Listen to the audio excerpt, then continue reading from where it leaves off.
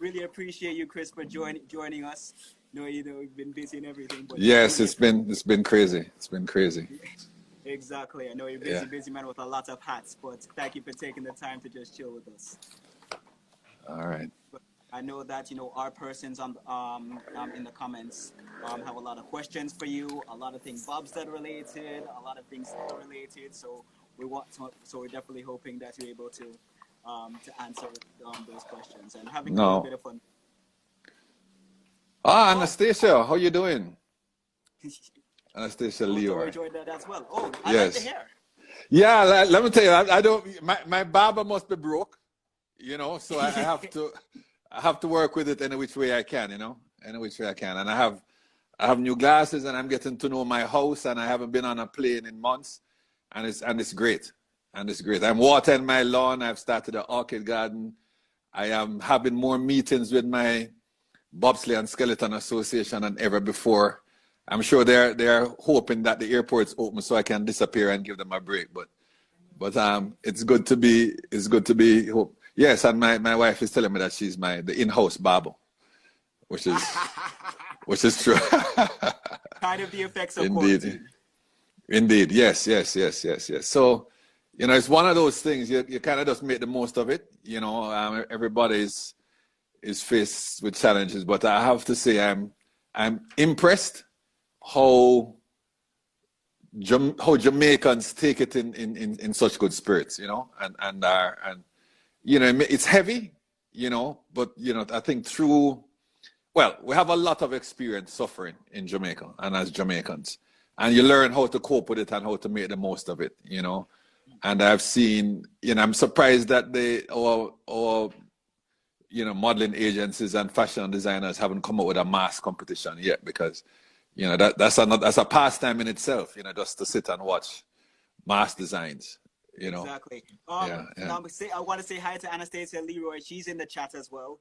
Thanks for thanks for kicking in. Please send in your questions as well.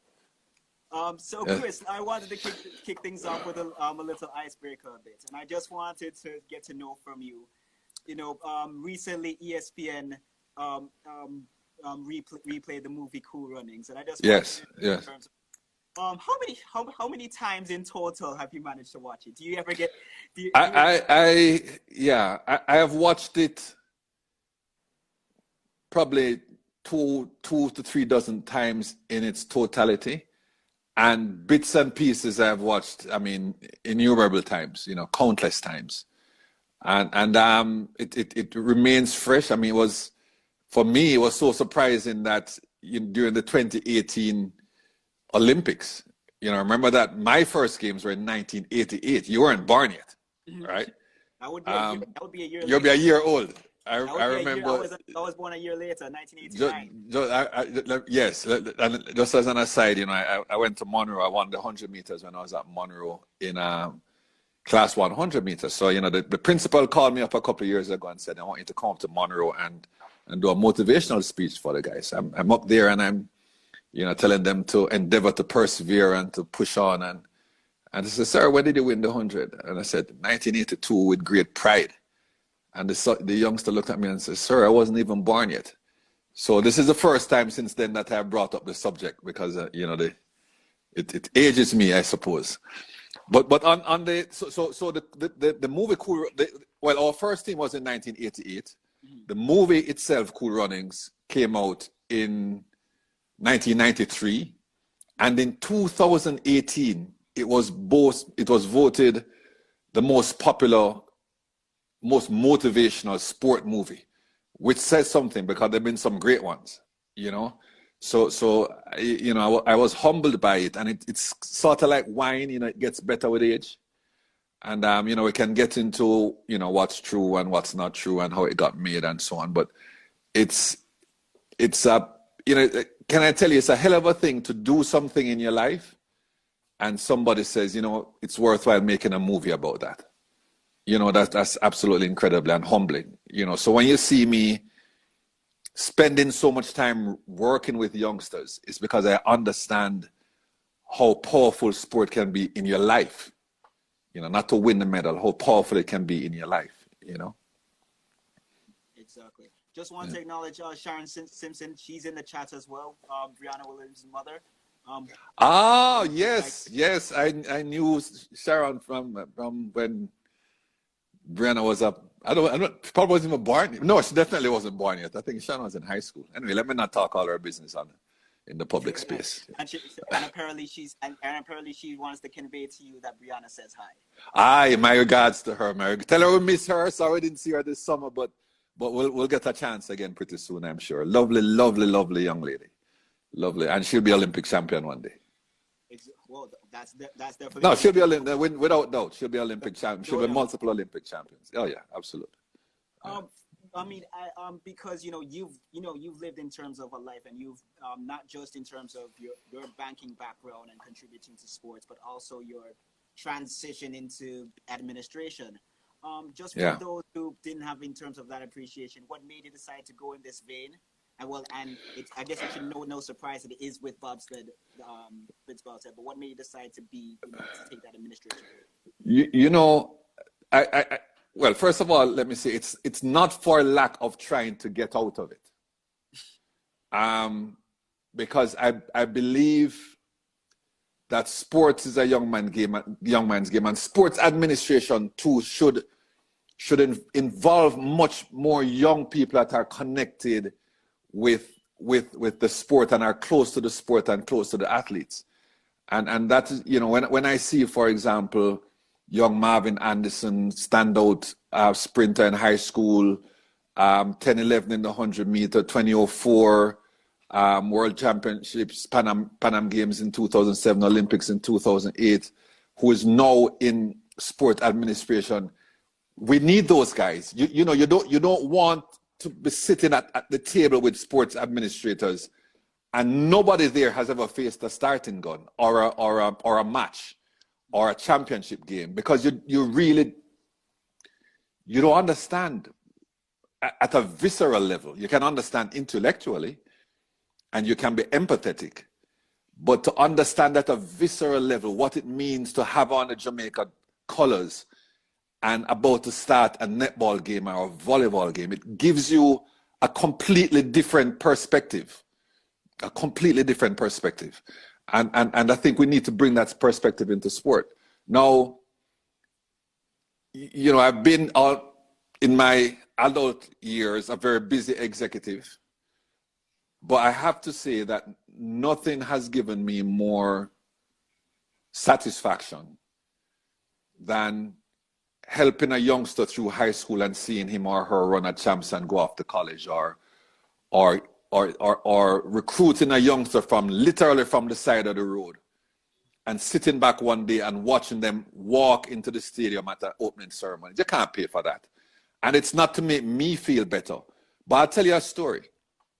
When I was a young sprinter at Calabar, and I saw Leo Campbell on the call, a dear friend of mine, probably, notwithstanding myself, probably the most successful president. Well, not probably the most successful president for the Jamaica Bobsleigh Federation. A fine gentleman and outstanding sport administrator.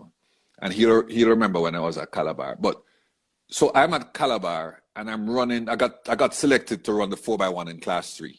All right. And Calabar had just beaten KC the year before. I'm going to run at champs, and this is great. And I had my little afro, not too far from where I am here now. And Herb McKinley called me to the back of his car. He used to drive a green Benz. And Herb McKinley gave me my first pair of spikes. And I slept in it that night. So I very much stood on Herb McKinley's shoulders.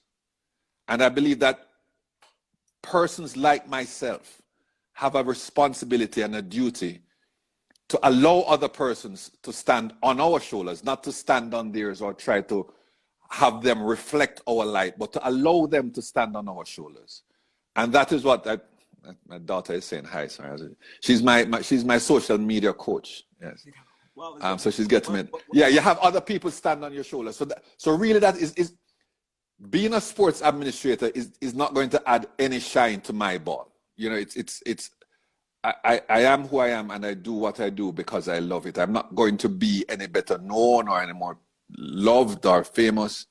And I'm past that stage now. What I want to do is to help give an opportunity for a hardworking, deserving young man or woman to go through a path that I have already cleared, that me and my brother and Devon Harris and Michael White and the original team have already cleared. So that path is easier for you. But go to places that we haven't been to. And that to me is what sports administration about. It's not about getting shoes and going on the plane to the games and staying in the hotel. No. It's about giving young men, young women an opportunity to compete and stepping away and letting them now take charge of administration and create opportunities for other persons, and thereby create a virtuous cycle of uplifting one another. And that is why I am in sports administration, because believe you me, it's a pain. Otherwise. And probably it's a struggle, because I bet that you feel that because it's in a sport that you love, and obviously you're passionate about, and you've given a lot to. Yes. That's why you feel in terms of the way you feel, and that's why you've been doing the things that you've been doing. But indeed. In terms of like segueing, in terms of bobsledding as a whole in Jamaica, and there was a lot of things changed since you started in 1980. Made that. Yeah. And yeah. What has been in terms of the most, I guess, rewarding part of this generation and this era of bobsled for Jamaica, and where do you think we still need to go? All right, so a couple of things. The single most rewarding experience for me in bobsleigh was probably in 1990. People may think it was 88 when we were so famous, or 94 when we had a magnificent finish, or even when the women went to the games in 2018, which was just, record breaking. But I remember in 1998, we had a guy on the team named Michael Morgan, and he was on the break for Devon Harris in the two-man. And, at the end of the games, he held my hand and he started crying, and he said, I was an athlete as well, but, he was quite deferential to me. And he said, Mr. Chris, last year this time I was nobody, and today I'm an Olympian. And I had to go home and go back to the athletes village and think about that for a long time. And the giving athletes opportunities is the first thing. No, there's work left. Dudley Stokes, my brother, best black pilot in the history of the bob sport, retired in 1998. We have not, as a federation, returned to that level of elite performance in the sport. And there are many reasons for that. Among those reasons is the fact that the sport itself, unfortunately, is becoming less and less accessible. And there is a definite difference in the expectation of the athletes that we recruit. So our responsibilities have changed materially. Now we feel we have in place, in the person of the likes of Shanwayne Stevens and Nimrod Turgot, the kernel of a team that can be a world-beating team on the men's side of bobsleigh. And on the women's side of bobsleigh, the quality of athletes like Jasmine Finletta and Cara Russell on the bobsleigh, Audrey Segri on the skeleton.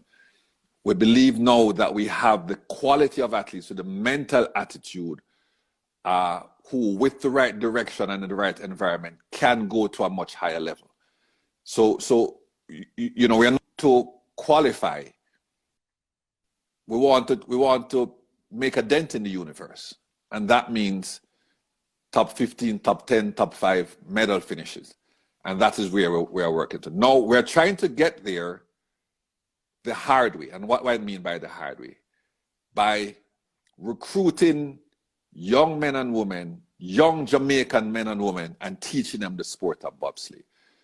Many of them live in Jamaica, and I'm committed to that. But some, like Jasmine, live in the US. She's as Jamaican as I am. It's her birthright. Shanwayne from St. Thomas migrated to the United Kingdom. But we don't want to do it by recruiting somebody from Sweden whose uncle migrated from Jamaica in the Windrush generation and then moved over to Sweden. We really want to find we play a role in nation building at home and in the diaspora. One of my dearest friends in life is Erwin Clear, who has committed his life to building and helping Jamaicans in the diaspora. And the truth is, there would not be a Jamaica Bobsleigh today if it were not for his innumerable interventions during our times of trouble. So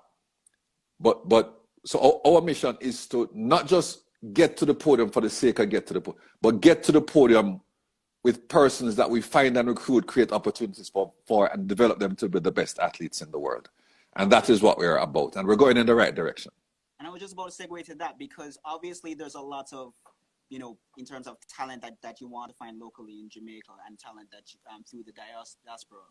Where do you think in terms of it's trying to at least find the balance? Because obviously I know with you so passionate, you want to make sure that you get locally grown athletes, and also trying yes. to you don't want to spread you don't want to have too much of the diaspora when you want to at least make sure to build the local talent.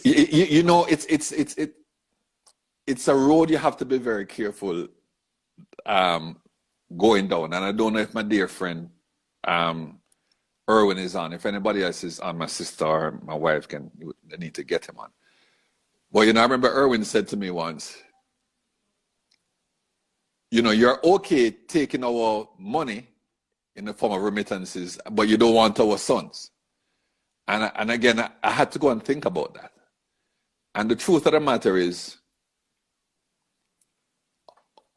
we have to think of Jamaica as a nation of people and be inclusive. And I know Jasmine is very passionate about this, and I'll probably get a WhatsApp from her before too long if I misspeak on the topic. But it's her birthright. It's the birthright of these folks. But at the same time, without compromising that, I am the one who is seeing the youngsters on the sidewalk at the gas station. The guy who won the 200 meters at Boys Champs last year, he's sitting on the sidewalk at the gas station. Mr. Stokes, give me money. No, I don't want to give him money. I want to give him an opportunity through sport. Maybe it's through bobsleigh. Maybe it's getting him into the Akan Track Club. Maybe it's getting him into rowing. Maybe it's getting him into UTEC to get a skill, So I'm acutely aware of the responsibility of sports administration to nation build while we are in pursuit of medals, but at the same time, to not deny or compromise or alienate or separate in any way the birthright of the Jamaican who lives in the diaspora, because it's their home and it's their right. Mm-hmm. And do you feel in terms of, because there are a lot of things that are, going well in terms of for bobsled. Plus, you have the new track that has been installed. We have the new push track. We have. No. You have to be careful when you say a lot of things are going well. And yes, a lot of things are going well, but make no mistake, things go well by the sweat of thine brow. Mm-hmm. So you have to make the effort and you have to immerse yourself in the pain of, how am I going to pay for this track? How am I going to ship it here? How are we going to store it? And we took it up to UTEC, and we were so happy that we are going to make the UTEC the center of our training, because a lot of our athletes train there, and they didn't want it, which was fine, because which was surprising, but which was fine, because we have a 20-25 years relationship with GC Foster where the track is now, but we do want to be inclusive and spread our involvement. One of the things we have for coming up, for example, is that we have been awarded the 2021 International Bobsleigh and Skeleton Federation Congress. All right. Now I don't know if June 2021 is going to be very different than June 2020. I don't know, right? In terms of the virus. but we want to exert our influence also in the leadership at an international level, in the international bodies. So you know, we don't want to be good enough for you to come and watch us perform, but not good enough to sit at the table of power decision making in sport at an international level. We're good enough for both. So open the door, or we're going to break it down, but we're going to be at the table, and we're going to be lobbying, and we're going to be lobbying for things that create an equitable environment. Okay, I hear my dear beloved brother Erwin Clear is on. No, we're going to fight for things that advance sport in Jamaica at a higher level. Not Jamaica, that's Arthur Winton, Usain Bolt, and everybody in between. No, we are administrators, we are thinkers, we are creators, we are innovators. You know, Jamaica in bobsleigh, and we're still here, and we're still in the game. You know, and I just share this story with you. And I have friends that are very thought-provoking. So I'm sitting with Erwin in New York on one of our many trips, and I was doing a book tour, and I was supposed to flying around with some senators and whatnot. And Erwin asked me, Chris, if you are on a flight from New York to Washington, D.C. with Senator whomever, and you have their attention, what are you going to say? Are you just going to try to be differential and yes, sir, yes, ma'am? Or are you going to bring up an issue that is important to you and hold them by the scruff of the neck and say, I need your attention in this? And I've learned from that. So now when I'm in the halls of power and somebody says, oh, Chris Stokes, can I get your picture? Can I get your autograph? I said, sure, but you know what? I think your weight regulation on the women's bobsleigh is unfair. Yeah. And you have to deal with that. I'm still giving her this, but don't expect me to be the smiling face and the guy signing the autograph, because we have issues that we need to deal with, to advance sport. And if we're good enough on the medal podium, we are good enough to be on the speaking podium and at the decision table as well. And that is what I'm trying to advance in sport, not only in Jamaica, but indeed in the Caribbean, and to an extent in Central and South America, where I spent some time as well. Because piggybacking from off that, do you feel in terms of it's important for you to try and make sure to balance, to make sure to get the things that you want, to make sure that they see, okay, Chris Stokes, basically he represented Jamaica, and everything from Cool Runnings, from the movie to the book, you don't want to make sure you don't take advantage of, to make sure that this is what I'm pushing for, because I did the sports, I lived it, and I want to make sure that the opportunities that I want to get are for the persons that are going to come after me.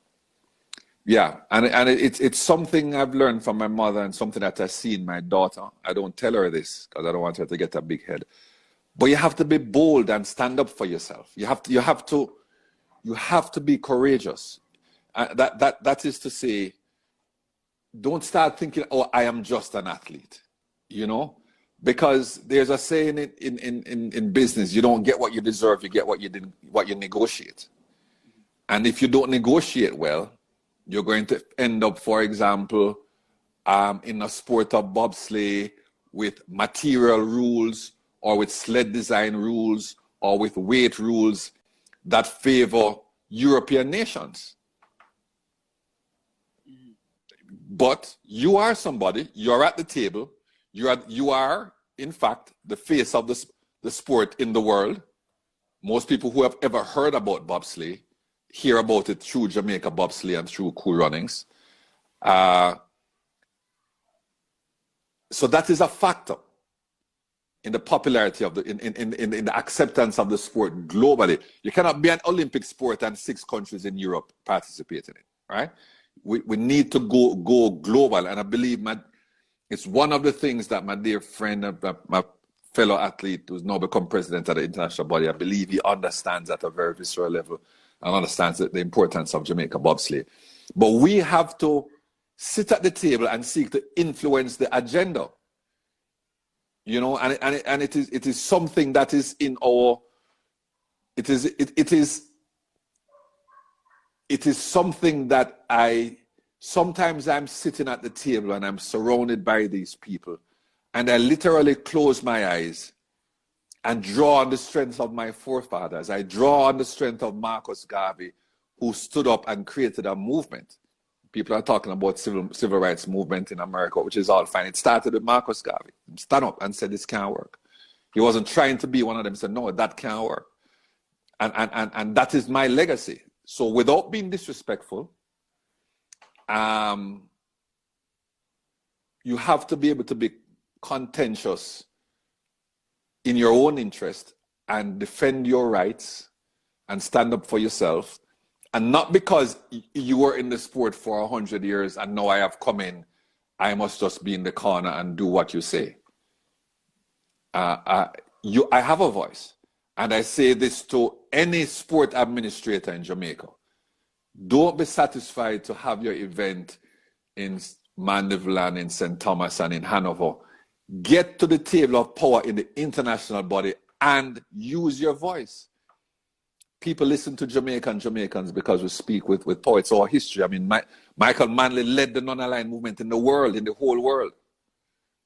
Right? When every other country, when everyone was saying, let us boycott the 76 games, Jamaica said, no, it wasn't time over South Africa.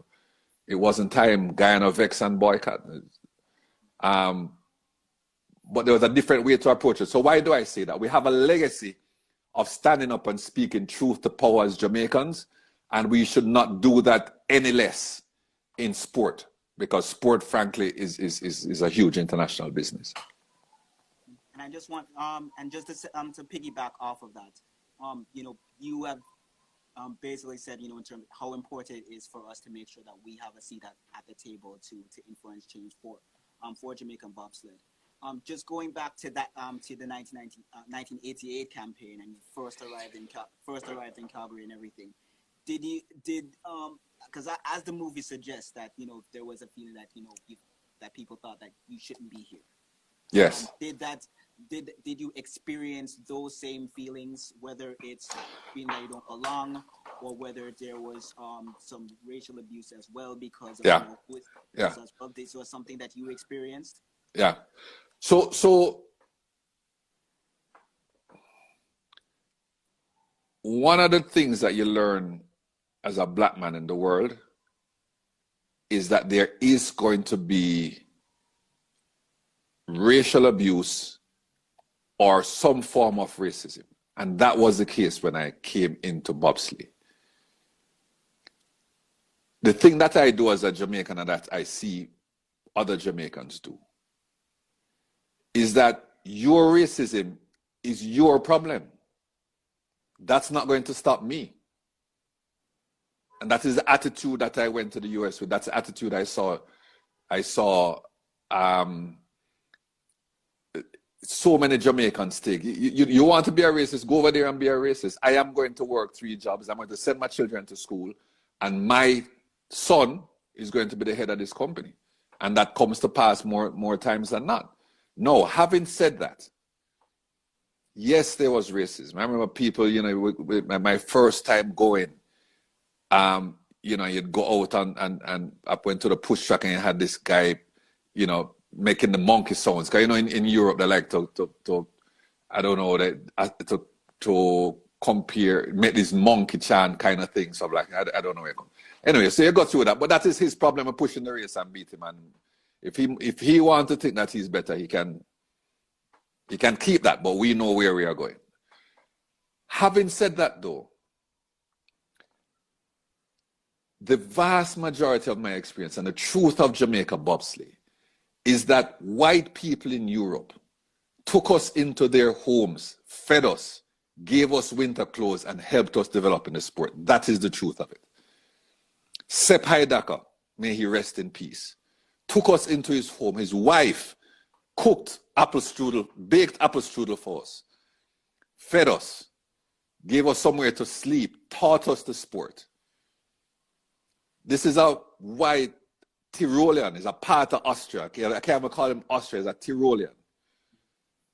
So I don't think about the few racist incidents. I think about Kurt Einberger and Sepp Heidecker, persons who looked past our race and embraced us and taught us the sport, which was hard enough because when I went into the sport, I was a track star and I left school as a track star.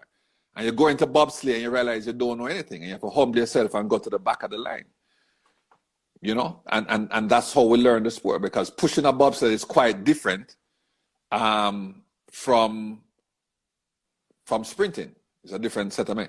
So I don't want to dwell on, yes, there's racism, and there's going to be racism. And as that's a weight that you carry as a black man in this world. All right. But you try, sometimes it's overwhelming, as it has been for me over the last 2 weeks, but you don't let it keep you down. You don't let it press you down. And you remember the humanity of those persons whom you have helped and who have helped you regardless of race.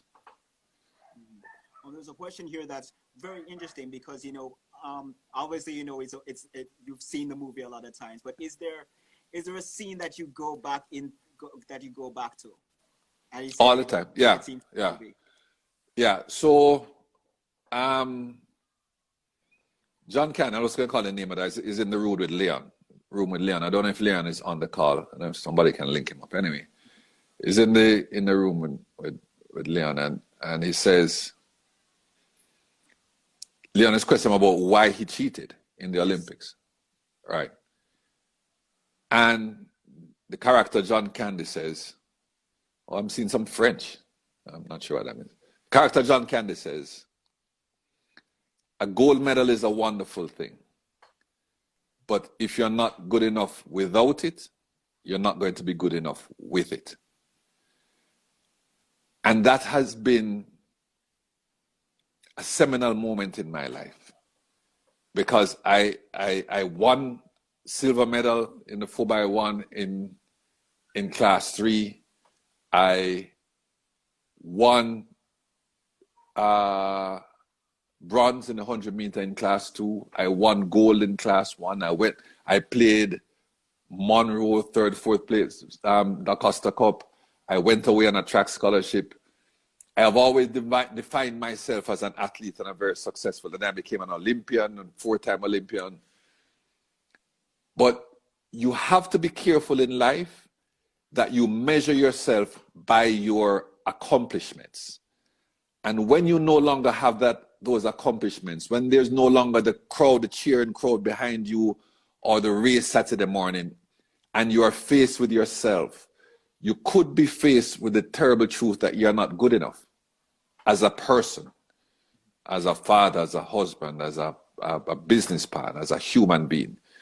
So it's very important that we spend time making sure that we are good enough as persons, regardless of the medal doesn't make the man. The medal may come from whom the man is, but the man has to first be the man. And I think it's an important thing to bear in mind. Well, that's definitely very enlightening. Somebody. Darius Bannock, somebody's reminding me that. Somebody just proposed the song. Darius, of course, yes. Yul Brynner. I think people just love that. Oh yeah. One of the things I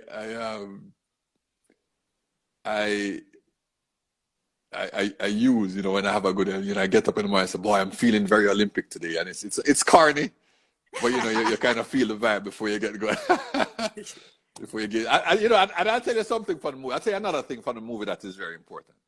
Very, very important. You remember in the movie when, and this is, more or less true. In the movie, we're learning to push the sled, and we're talking about Eins, Zwei, Drei, like the Swiss or the Germans. Yeah. So we are emulating the Swiss and the Germans. And Sanka says somewhere in the movie that if we, walk Jamaican, talk Jamaican, are Jamaican, then you need to bobsleigh Jamaican. And that is such an important lesson in life. you can have your own chants. Did you have your own?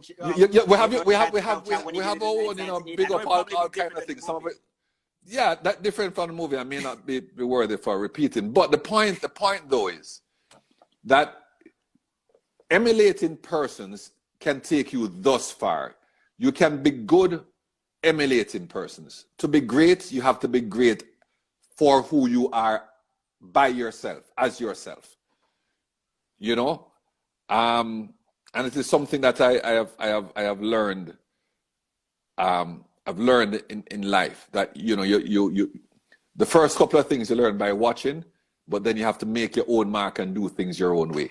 You know, and it's an important lesson in life, I think.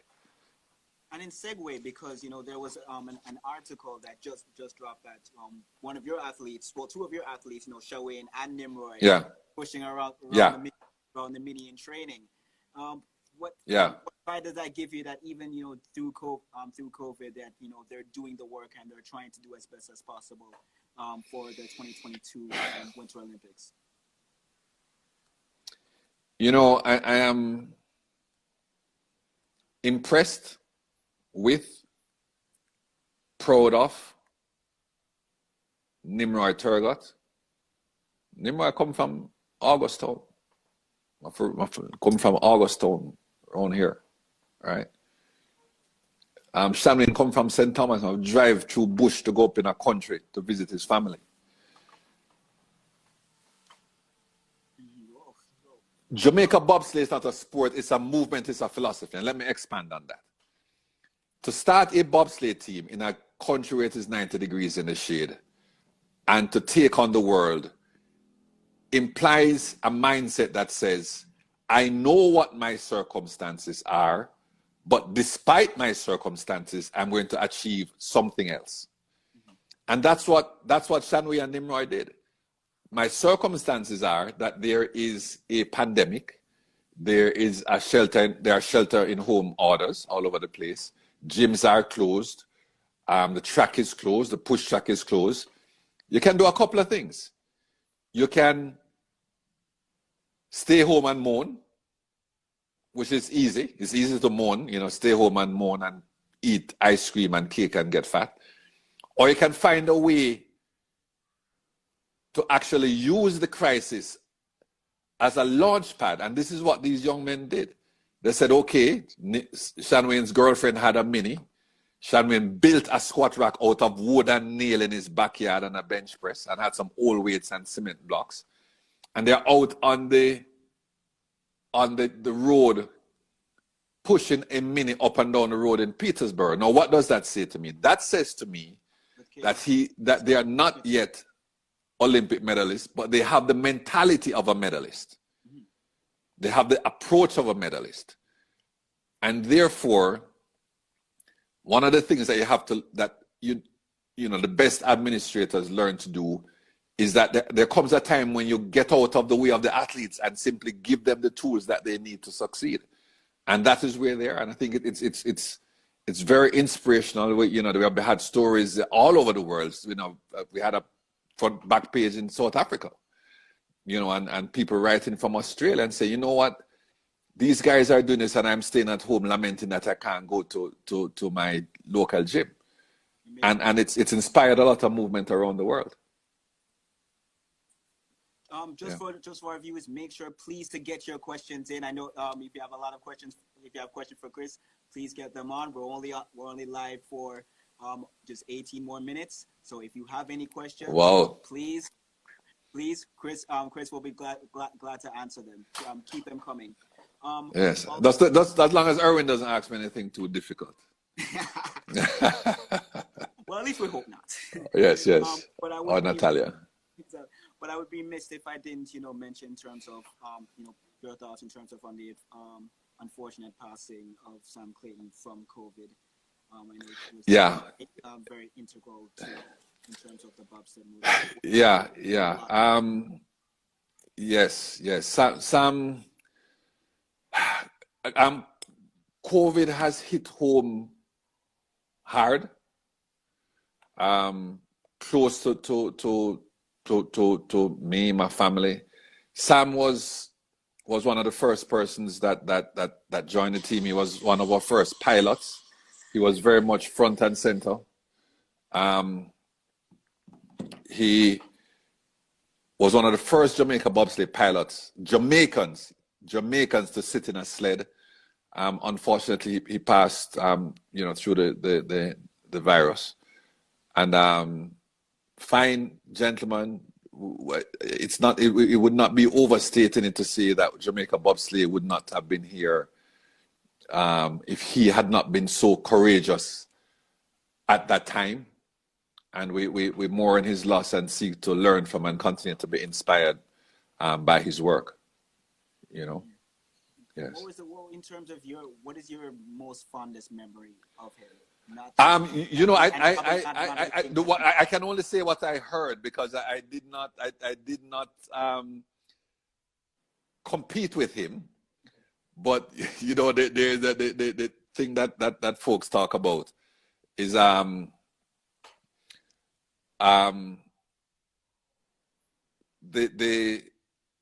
his first run down the track in Eagles in Austria, when he went into a Kreisel there, which is a circle, German for circle, 360-degree turn, and came up backwards, which was quite the feat. And they became known all in the bobsleigh world for that. But you'd allow me also to mention with great sadness, so many weeks ago, the shooting death here in Jamaica, I believe it was in Duane Park, of one of our most outstanding athletes, O'Shane Lewis, who was supposed to have traveled with the team. He didn't get his visa. We were reapplying for him while he was in Jamaica. And he was shot and killed in Jamaica, a promising young athlete. And we have seen in the last year the killing of a number of our athletes. And that bothers me. But it is really sort of the canary in the coal mine about what is going on in our country with violence. And I would like us to move to where our sportsmen are not the victims of violence, but are the persons who advance peace through sport. And we want to play more of a role in that way. But that's frankly, keeping it real, and that's the world we live in, and we have our challenges and things that we must do. And sport, I believe, plays a tremendous role in all of that. One of the persons in our chat asked any plans for a women's team, but I think we have. That's our. I mean, at risk of the wrath of our men, our leading program now is the women's program. I mean, just coming off of a strong year leading into the 2018 Olympics. We have Carrie Russell training coming on very well. Audra Segri in the skeleton. And of course, Jasmine Fenletter. And we'll be doing some aggressive recruiting over the summer here. We have to figure out how to recruit in the time of COVID. But the talent is there, and we need to get going. We need to get going on that. So definitely, women's team. I'd encourage. Before we go on, can I plug our IG feed, JBSF Fed at JBSFED, JBSFED. I don't think so. Well, that's our handle, JBSFED. I hope my daughter is going to certainly cuss me tomorrow if I get it wrong. JBSFED, Jamaica Bobsleigh and Skeleton Federation. We're on IG. It's the reason I'm encouraging persons to. I hope I'm using the right word, Natalia, to follow us. Is that what it is, or whatever? Because we want persons who are interested in joining the team. That's a good way to get in touch with us at JBSF Fed. To get in touch with us. So if you're on the call and you know somebody who lives in Hartford, Connecticut, or in somewhere in Falmouth who is a good athlete and wants to try the sport, message us. Can I say inbox us, Natalia? Send us some DM or what? Send us a message. Call me. The DM. I think that. Yeah, send us a message, and we'll. One of the things that we have done over the last year or two is created a robust system of governance in the federation. So where we are open and transparent with our recruitment and our selection. So encourage people to come forward. And somebody says Erwin knows everyone in the tri-state area, which is true.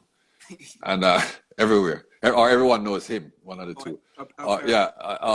So encourage people to send us something. We want you. We want to see what you can do. We want the best talent on at the table. So please step forward and get in touch with us, and we will have an open and fair system for you. Well, Irving Clare wanted to ask this question. Besides the Bolt brand, Jamaica's bobsled is the most significant global. Why have we, I guess, not been able to, in a sustainable way, monetize the sports? I think that's the gist. The sport of bobsleigh or sport generally? I think he meant bobsled. Bobsled. So we have, and I think the key word is consistently. We have had spurts of tremendous monetization of our brand. I mean, we're doing it right now. There are things that I don't want to speak too much there, but there are right now, and I hope I'm not saying too much, bringing to some closure, co-branding on water, energy drinks, clothing. That's the era that we are moving into. I don't want to say too much because we're literally in it now. One of the things that bobsleigh suffers from is the cyclical nature, not suffers from, one of our challenges, the cyclical nature of our exposure and the Winter Olympics, which is an every 4-year thing. The trick that we are trying to pull, which Erwin knows well, is to create a brand so strong, separate from the performance on the field, so that you can create a revenue stream through the years. And we have been able to do that. Just recently, I was going through some of the deals that we have done with Sandals and Red Stripe and Puma that have been sustainable. But to get it to the level as a separate brand, you have to get into joining your brand with products and services that can either be sold or taken advantage of as a service or an endorsement. And we continue to do that, but it is challenging. It is challenging. And we have not, as a country generally, done enough to own the brand and monetize the brand. And it is a fight that I'm in every day right now. And it's not good enough that, I'm making progress in my corner. It is something that we have to do everywhere, on a very wide scale, So the work continues. What it will take is a clear understanding that we are in business. I know that we are in sport, but we are in business, and we have to value the brand and so on. So I'm looking forward to, over the next couple of weeks, launching the product. Some really interesting partnerships with some companies out of the US and Canada, leveraging the brand. But we need to do more and more of this on a sustainable way, and not saying, can you give me money because I have the Olympics next week? It can't be that. So we continue to work on it. One of the questions asked, what advice would you give to a young Jamaican with dreams to be in the Jamaica bobsled team? Let me talk about the process first, and then I'll talk about the spirit. The process is the selection process is open and transparent. So we have a selection event every June. Not sure what we're going to do this year. We have a summer training camp through the summer, and then we have a national push championship at the end of September every year. And those are a number of touch points where you can come and try out for the team. As a practical matter, It's a speed power sport, so you want to be able to move an object from 0 to high speeds very quickly. So your training, and just to get a little technical, your training has to be sprinting, lifting, explosive lifts, and speed power development through plyometrics, and explosive lifts. That's the first thing, and that's actually the easy part. The harder part is that you have to be willing to suffer. You have to be willing to go to the United States and it is -3 degrees and you have to move the sled and it's heavy and it's cold and you have to stay outside in the cold for 3 hours. You have to be willing to go down in a sled at 70 miles an hour with steel on ice and getting your body beat up and in pain and be willing to go back to the start of the run. And really that is what it says. It's not an easy sport. So many people will have the physical characteristics in Jamaica. Not many will have the stick-to-itiveness to get beat up, to be cold, to be disappointed, to be frustrated that you're not getting it. I'm not getting it. But you have to keep trying. So you have to bring those characteristics to the table. Mental toughness, as my wife says. And as you say, Yard Style says, mental toughness. Yard Style, which is who is my wife. Yeah, she has a unique approach to life. So she's. Yes. Thank you, David Smith 11113 for that question. By the way, really important. Yes. To get to give the experience of exactly what it takes, because surely for you is definitely not easy. We only have 5 minutes left, guys. One more question. Any terms of question on the chat that you have? Probably in terms of a wrap up. But Chris, in terms of to just wrap up your experience, where do you see? We know that you want to see in terms of the progression, in terms of to get the medals, but where in terms of you see Jamaica bobsled and skeleton going 15, 20 years? Yes. What is Segri saying here? It's not at all mental toughness. What does that mean? Audrey, you have to interpret that for me. Mental toughness. Oh, it's not easy at all, mental toughness. I think she's agreeing with me, which is quite unusual. So I'll celebrate this moment. 4 minutes. So Jamaica Bobsleigh is a movement that demonstrates to the world the mental toughness, physical ability of Jamaican athletes. That's what we do. All right, they're easier sports, but that is what we do. We show that we can take a Jamaican athlete, raw talent, or one of our best brakemen in the world, never ran track. He never did anything. We call him King. He just, was good and got better. So we're about creating opportunities for young people to excel, but we open the door. We open the door, but you have to be willing to go through and to fight whatever it is that is on the other side of the door. I tell our athletes all the time, I've already been to 4 Olympics. I can't go to another one. I can't even get out of my bed in the morning without, support. But I can open a door for you. I can give you an opportunity, right? And it's up to you, and that is what we do. But more importantly, though, I want to see in Jamaica where we expand the range of sports that we participate in at an Olympic level. A, and B, I want to see us develop more homegrown sports. I lament the demise of the pushcart derby. And if there's a sponsor out there now, with Cinco or Grace or whomever, who is willing to work with us to research, the pushcart derby should be a Pan American Games sport event and should be looking to be made an Olympic sport event. Why not? What, because it's some black man with a marketing going down the hill? No. Look at what is being, people climbing rocks, for heaven's sake, and it's getting into the Olympics. Exactly. So let us have the confidence to develop our own sports, and I'm hot, enthusiastic, and feel that we can make a run with the pushcart derby. Well, Chris, thank you so much. It's been really, really engaging with you. I know that our viewers appreciate it too. Thank you very much. Stay safe, and we're looking to hear a lot of great things in the future. Same to you. An excellent program, and thanks for thinking of me and the invite, and I certainly enjoyed this. Thank you. No problem. Thanks a lot, Chris. Take care. Take care now. Thank you so much for joining us. Please make sure to like our videos.